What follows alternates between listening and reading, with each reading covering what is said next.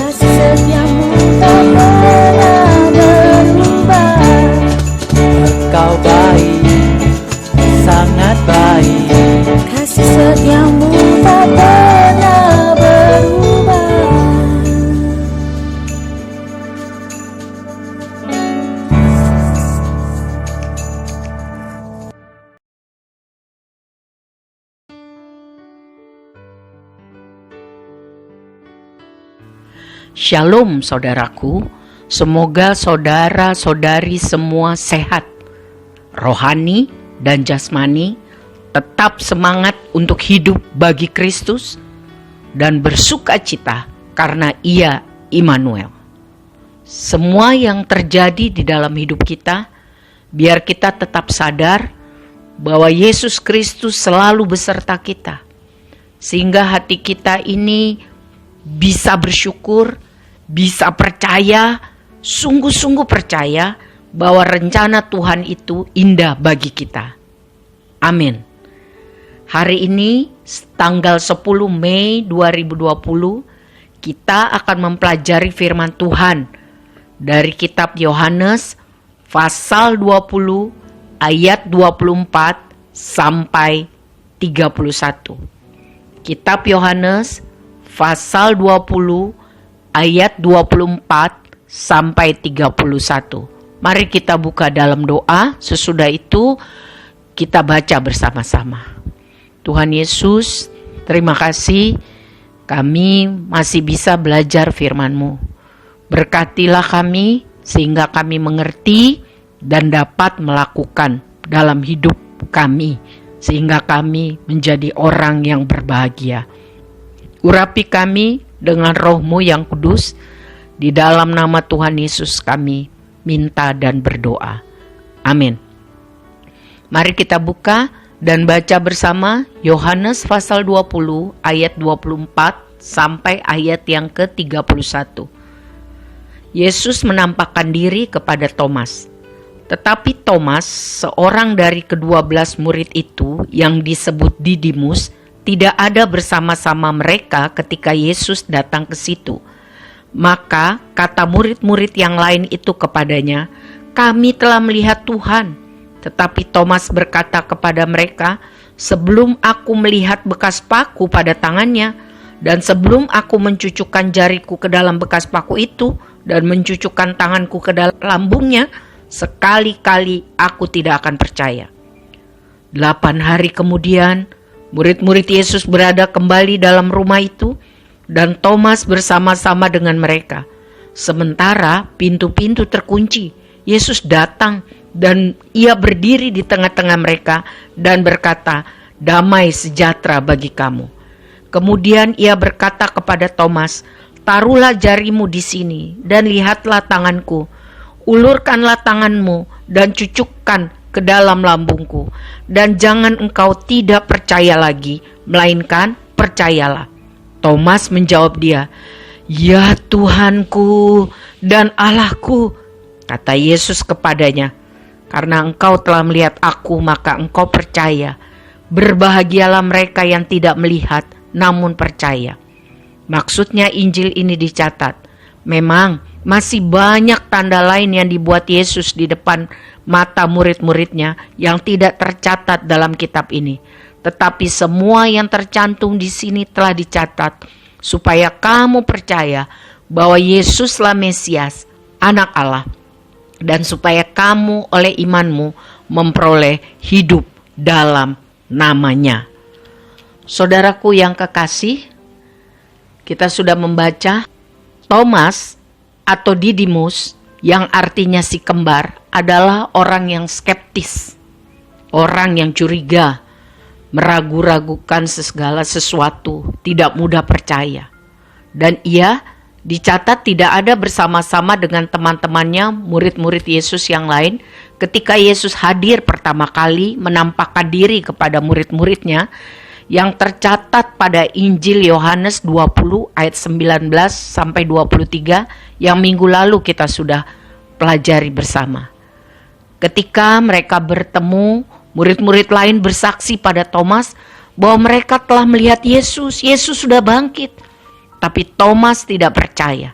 Ia berkata bahwa sebelum ia dapat melihat sendiri bekas paku pada tangan Tuhan Yesus, sebelum ia mencucukkan jarinya ke dalam bekas paku dan ke dalam lambung Yesus, ia tidak percaya. 8 hari kemudian, murid-murid Yesus berkumpul kembali dalam rumah itu. Dan Thomas juga hadir di situ.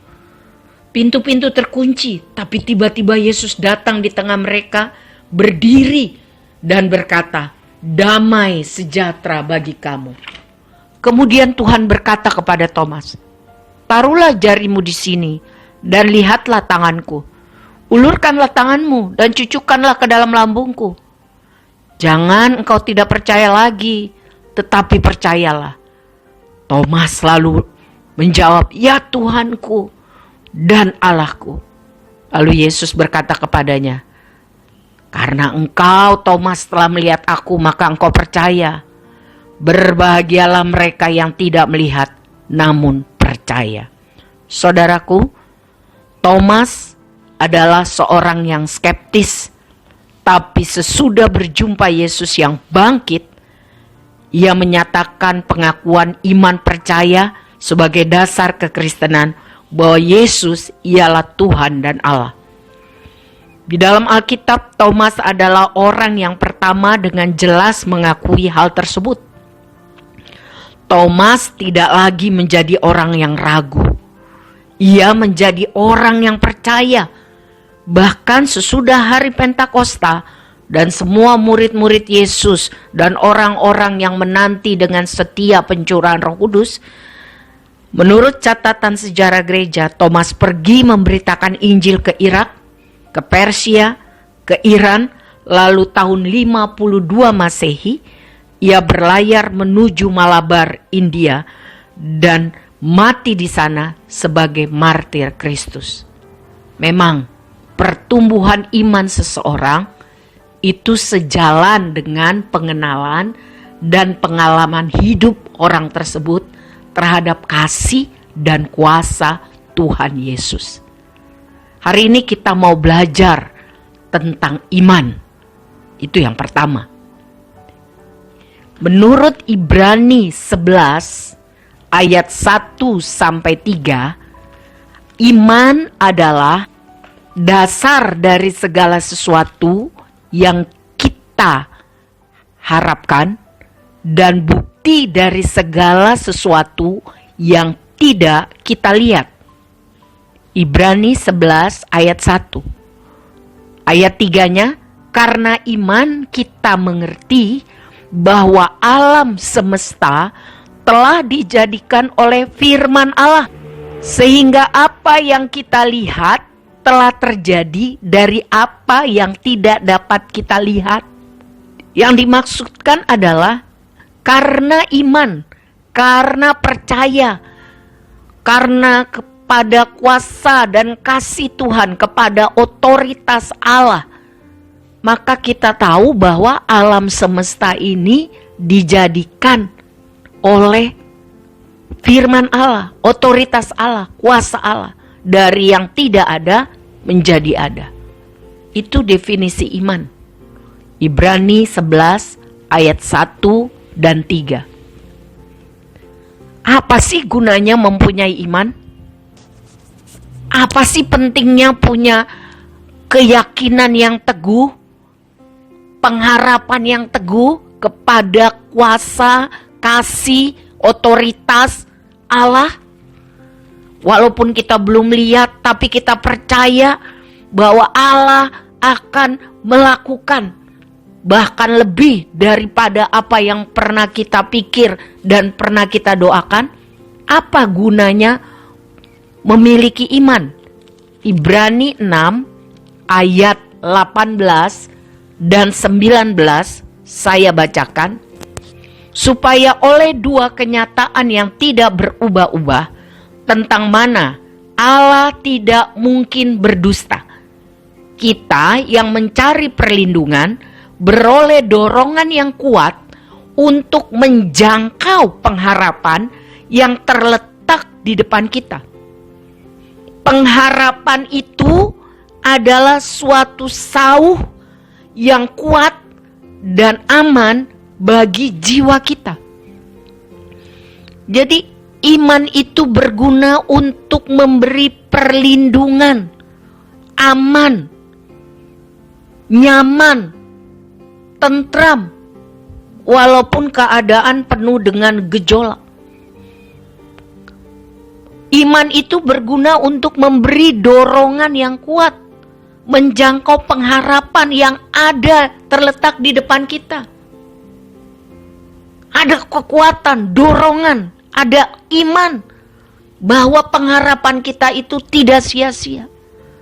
Dan dikatakan pengharapan itu, iman itu adalah sauh atau jangkar yang kuat yang membuat jiwa kita aman. Walaupun ada badai, ada ombak, ada arus yang kuat, tapi tetap berdiri teguh, sanggup bertahan walaupun banyak arus dan gelombang dalam kehidupan. Itu gunanya iman. Iman membuat seseorang kuat. Iman membuat seseorang punya kesanggupan bertahan walaupun banyak masalah. Iman membuat jiwa kita, roh kita terlindung karena percaya terhadap kasih dan kuasa Tuhan. Bagaimana sih cara membuat iman kita itu lebih kuat? naik kelas. 2 Timotius 3 ayat 10 sampai 17. Mencatat bagaimana iman kita itu bisa bertumbuh. 2 Timotius 3 ayat 10 sampai 17. Saudara nanti baca. Ya, pelan-pelan. Saya kasih intisarinya. Iman bisa bertumbuh kalau kita mengikuti ajaran firman Tuhan. Kalau kita menjalani hidup ini dengan benar, tentu kebenaran firman Tuhan. Kalau kita memiliki sikap, pendirian, kesabaran, pengharapan atau iman, kasih, dan ketekunan yang benar. Dan kalau kita melewati penderitaan hidup bersama-sama Kristus. Walaupun harus teraniaya, tetapi tetap hidup benar sesuai firman Tuhan. Jadi, bagaimana membuat iman kita bertumbuh, kuat, maju, melalui penganiayaan, kesulitan hidup yang dijalani bersama Tuhan. Dan melalui pembacaan kitab suci. Sehingga iman kita bertumbuh. Sekarang, bagaimana cara membuat iman kita menjadi kandas, lemah, hilang? Tadi kan bertumbuh, maju. Sekarang kita introspeksi diri. Bagaimana? Ya, apa yang membuat iman kita menjadi lemah, menjadi hilang, menjadi kandas? Mari kita buka di dalam Ibrani 3 ayat 7 sampai 19. Ibrani 3 ayat 7 sampai 19. Nanti saudara baca ulang-ulang, pelan-pelan. Intinya adalah iman akan menjadi hancur, kepercayaan, pengharapan akan menjadi hilang, akan menjadi kandas kalau kita mengeraskan hati terhadap firman Tuhan. Kalau kita mengeraskan hati kalau diajar, ditegur oleh Roh Kudus. Kalau kita tidak mau taat, maunya yang sesat, maunya yang jahat, tidak percaya lagi kepada kuasa dan kasih Tuhan, percayanya sama yang lain, entah itu uang, entah itu kedudukan, entah itu kepinteran, entah roh-roh lain, entah siapapun yang kita andalkan, bukan Tuhan. Kalau kita lebih suka hidup dalam tipu daya dosa daripada hidup dalam kebenaran firman. Kalau kita tidak teguh berpegang kepada iman, kepada pengharapan, kepada kasih dan kuasa Tuhan. Kalau kita menolak hati nurani yang murni, iman bisa kandas. Ada banyak contoh di Alkitab tentang orang-orang yang hidup beriman. Misalnya Habel, anaknya Adam dan Hawa. Henoh, sahabat Tuhan. Nuh, Abraham, Sarah, Ishak, Yakub, Yusuf, Musa, Yosua, Rahab, perempuan mantan pesundal. Mantan ya saudara. Mantan perempuan sundal yang bertobat. Lalu diampuni, dipulihkan. Bahkan diberkati. Karena ia tercatat sebagai nenek moyangnya Kristus. Kenapa? Kenapa bisa? Ya, karena dia percaya pada kuasa Allah. Karena dia berharap kepada kasih setia Tuhan. Banyak tokoh Alkitab lain yang dicatat, saudara boleh buka dan baca dari Ibrani 11. Saya dorong saudara baca supaya iman kita semakin kuat. Amin. Dan diberkati. Selain contoh positif, di Alkitab juga banyak mencatat orang-orang yang tidak percaya kepada kasih dan kuasa Tuhan, yang tidak tunduk pada perintah Tuhan, alias tidak beriman. Tapi hari ini saya hanya ambil 2 tokoh saja. Pertama Kain, abangnya Habil. Habil tercatat sebagai orang beriman.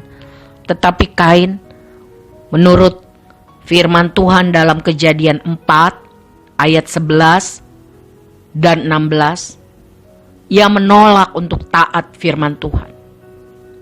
Ia tidak mau percaya kepada kasih dan kuasa Tuhan. Ia menganggap remeh firman Tuhan. Berarti ia tidak beriman kepada Tuhan. Dan dicatat, akibat tidak beriman, Kain terkutuk dan terbuang jauh dari hadapan Tuhan. Ngeri ya saudara. Yang kedua, seorang perempuan, istri Lot. Di dalam Kejadian 19, wanita ini dan keluarganya sudah dituntun oleh 2 orang malaikat untuk keluar dari kota yang jahat, Sodom dan Gomora, agar terhindar dari hukuman, belerang, dan api dari Tuhan. Malaikat itu berkata, lari, cepat selamatkan nyawamu. Jangan menoleh ke belakang, lari, supaya engkau tidak mati lenyap. Tapi istri Lot tidak beriman. Ia menoleh ke belakang, lalu menjadi tiang garam. Saudara-saudaraku yang dikasihi Tuhan, Ibrani 10 ayat 38 mengajarkan bahwa orangku yang benar akan hidup oleh iman. Apabila ia mengundurkan diri, aku, Tuhan, tidak berkenan kepadanya. Jadi kita belajar bahwa iman adalah percaya yang penuh, berharap yang sungguh pada kasih dan kuasa Tuhan. Dengan cara menaati perintahnya. Jadi jika kita bilang, kita berkata, kita berpikir bahwa kita orang beriman, tapi kita tidak melakukan perintah Tuhan, tidak hidup sesuai dengan firman Tuhan, maka firman Tuhan katakan itu nol besar atau mati. Ibrani 4 ayat 3 mengatakan, hanya orang beriman yang akan masuk ke tempat perhentian Tuhan di sorga. Jadi serius, saudara, mengenai beriman ini.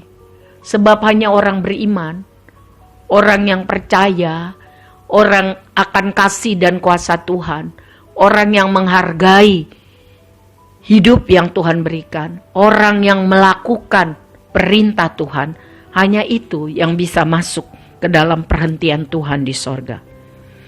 Jadi mari kita sungguh-sungguh bersama-sama bertumbuh dalam iman. Amin. Ya, kita sudah dengar tadi hal-hal apa yang membuat iman kita bertumbuh dan hal-hal apa yang membuat iman kita menjadi hancur dan kandas.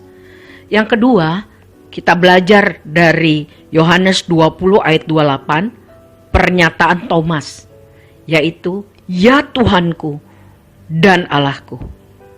Jadi Yesus adalah Allah. Yesus adalah Tuhan. Oleh karena ia berkuasa mengadakan pendamaian bagi dosa-dosa orang yang percaya kepadanya. Hanya yang percaya kepadanya. Inilah dasar iman Kristen. Kealahan Yesus ditunjukkan oleh banyak hal. Alkitab memberikan nama ilahi kepadanya. Roma 9 ayat 5 mencatat bahwa Yesus adalah Allah. Matius 16 ayat 16 sampai 17 mencatat bahwa Yesus adalah anak Allah. Wahyu 1 ayat 8 mencatat bahwa Yesus adalah Alfa Omega, yang awal dan yang akhir. Kisah Para Rasul 3 ayat 14 mencatat bahwa Yesus adalah yang kudus. Kisah Para Rasul 4 ayat 33 menyatakan bahwa Yesus adalah Tuhan. Kisah Para Rasul 10 ayat 36 mencatat bahwa Yesus adalah Tuhan dari semua orang. Dan 1 Korintus 2 ayat 8 mencatat bahwa Yesus adalah Tuhan yang mulia. Saudara-saudara, penyembahan ilahi diberikan kepada Yesus. Yohanes 13 ayat 13. Doa-doa dipanjatkan untuk Dia, atas namanya, under otoritasnya. Kisah Para Rasul 7 ayat 59 dan 1 Korintus 1 ayat 2. Dan jabatan-jabatan ilahi ditetapkan padanya. Kolose 1 ayat 16 mencatat bahwa Yesus adalah pencipta alam semesta. Markus 2 ayat 5 dan 10 mencatat bahwa Yesus mengampuni dosa. Yohanes 6 ayat 39 sampai 44 mencatat bahwa Yesus memberi hidup kebangkitan. Pemberi hidup kebangkitan. 2 Timotius 4 ayat 1 mencatat bahwa Yesus adalah hakim semua orang. Dan Yohanes 6 ayat 47 mencatat bahwa Yesus adalah pemberi keselamatan. Jadi saudara-saudara, sesudah kita belajar ini, saya dorong saudara membaca ulang supaya iman saudara semakin kuat bahwa Yesus adalah Tuhan dan Allah. Mari kita sungguh-sungguh untuk percaya dan mengasihinya. Jangan anggap enteng, jangan skeptis kepada Yesus. Ada beberapa contoh orang yang cukup terkenal. Tokoh-tokoh ini tidak hormat, tidak menghargai, anggap enteng, ragu-ragu, bahkan menolak Yesus. Yang pertama, John Lennon. Pada bulan Maret 1966, dia berkata bahwa grup bandnya Beatles lebih berarti, lebih populer daripada Yesus. Dan dia, John Lennon, lebih besar daripada Yesus. Agama Kristen pasti akan hilang dan tenggelam. 8 Desember 1980, ia ditembak mati oleh seorang penggemar beratnya, pemuda yang bernama Mark David Chapman. Padahal dari kecil dicatat John Lennon sudah diajar firman Tuhan. Pergaulan yang sesat, teladan orang tua yang kurang baik membuat keadaan seperti ini. Dan pasti karena pilihannya sendiri untuk tidak hargai, tidak menghormati, tidak percaya, bahkan menghina Yesus. Yang kedua, Lord William James Peary, pembuat kapal Titanic, mengklaim bahwa kapal ini tidak akan tenggelam. Bahkan Tuhan pun tidak sanggup menenggelamkannya. Karena kapal ini sangat luar biasa. Faktanya, kapal ini tenggelam di pelayaran yang pertama, tanggal 15 April 1912. Ngeri saudara, kalau kita sudah pernah mengerti firman Tuhan, kebenaran, dan menolak dan menghina Kristus. Yang ketiga, Marilyn Monroe, artis Hollywood terkenal, diinjili oleh pendeta Billy Graham. Almarhum pendeta Billy Graham mengaku didorong oleh Roh Kudus untuk mendoakan Marilyn Monroe dan memberikan kitab suci, kitab Injil untuk dia baca. Tapi artis itu menolak. Dan dia bilang, saya tidak perlu Yesusmu. Tak lama kemudian Marilyn tewas karena overdosis obat.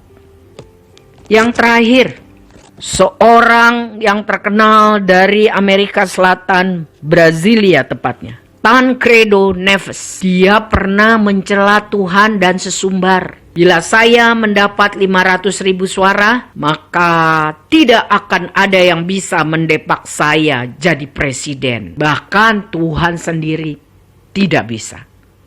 Akhirnya saudara, Tancredo Neves terpilih jadi presiden Brasil.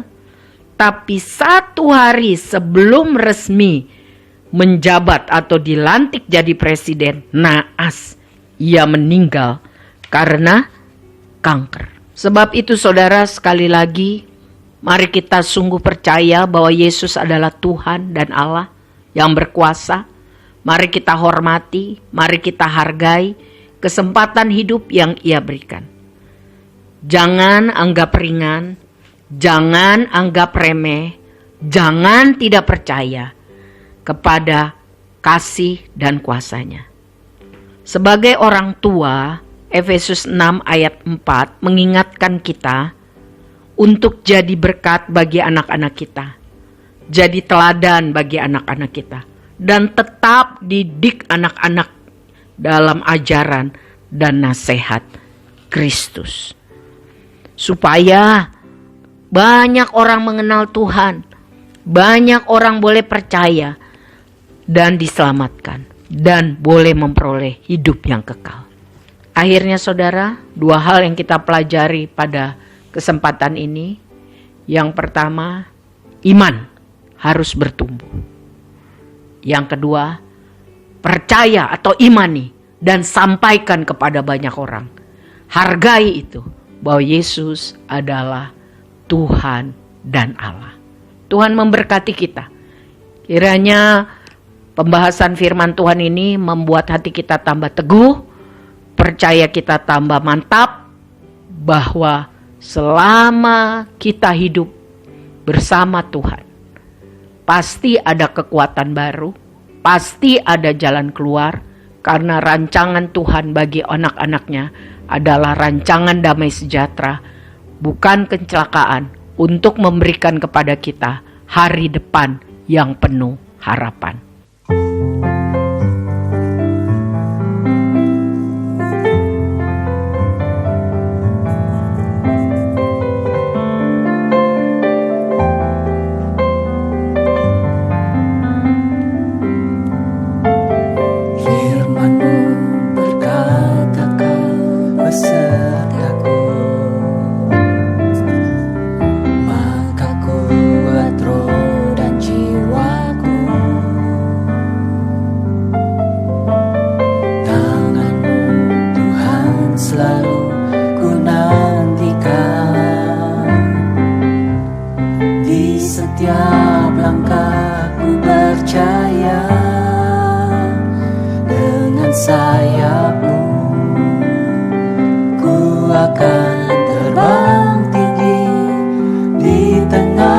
badai hidup, ku tak menyerah. Kau kekuatan dan perlindungan bagiku, pertolonganku di tempat maha tinggi.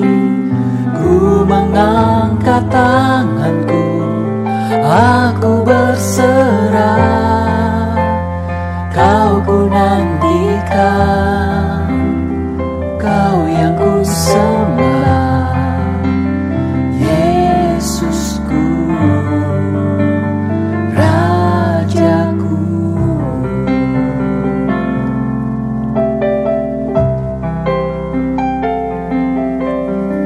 Firman-Mu berkata kau besertaku, maka kuat roh dan jiwaku.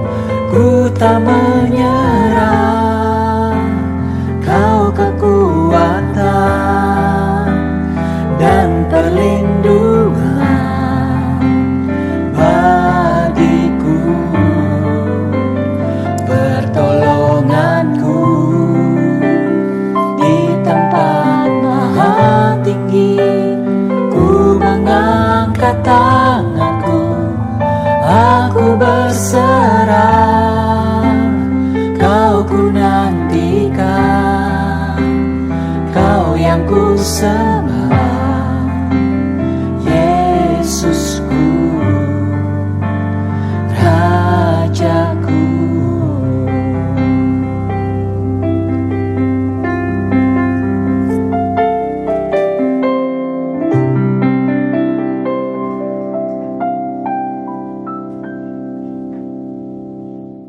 Mari kita berdoa. Bapa, terima kasih kami sudah belajar firman Tuhan hari ini. Tolong kami supaya ini dapat kami lakukan dalam hidup kami. Sementara Tuhan memberikan kami banyak kesempatan untuk tinggal di rumah, ini adalah kesempatan yang baik untuk kami mencari Tuhan, membaca firman, merenungkan, dan melakukan. Tuhan, beri kami kerinduan untuk iman kami bertumbuh. Iman kami tambah maju. Kami tambah mengenal dan mengalami kasih dan kuasa Tuhan secara pribadi. Kalau ada di antara kami yang imannya menjadi lemah dan kandas, Tuhan ampuni. Dan biarlah kiranya Roh Kudus menolong sehingga saudara kami yang imannya lemah, imannya kandas ini bisa melakukan firman Tuhan yang kami pelajari ini, sehingga karena anugerah Tuhan, imannya boleh dikuatkan kembali. Dan mujizat terjadi sesuai dengan iman kami. Firman Tuhan mengatakan seperti itu. Dan pakailah hidup kami menjadi pemberita-pemberita firman. Mengajarkan kepada banyak mungkin orang bahwa Engkau Tuhan Yesus adalah Tuhan, adalah Allah, adalah Juru Selamat yang sudah datang dan akan datang kembali. Agar banyak orang boleh percaya kepadamu, diselamatkan dan memperoleh hidup yang kekal bersama Tuhan. Tuhan, kami menyerahkan hidup kami dalam tangan Tuhan. Pakailah hidup kami menjadi alat kemuliaan Tuhan. Tolonglah masalah-masalah yang harus kami hadapi menjadi sarana untuk kami bertumbuh di dalam iman. Sebab tidak ada yang mustahil bagi Tuhan. Berkati ya Tuhan hamba-hambamu, berkati jemaat Tuhan, berkati ya Tuhan keluarga kami, berkati anak-anak kami, mantu kami, cucu-cucu kami, berkati Tuhan bangsa kami, berkati Tuhan para pemimpin kami, berkati Tuhan hamba-hambamu, berkati Tuhan orang-orang yang tinggal di Sumatera, Jawa, Bali, NTB, NTT, Papua, Kepulauan Maluku, Sulawesi, dan Kalimantan, serta pulau-pulau kecil lainnya.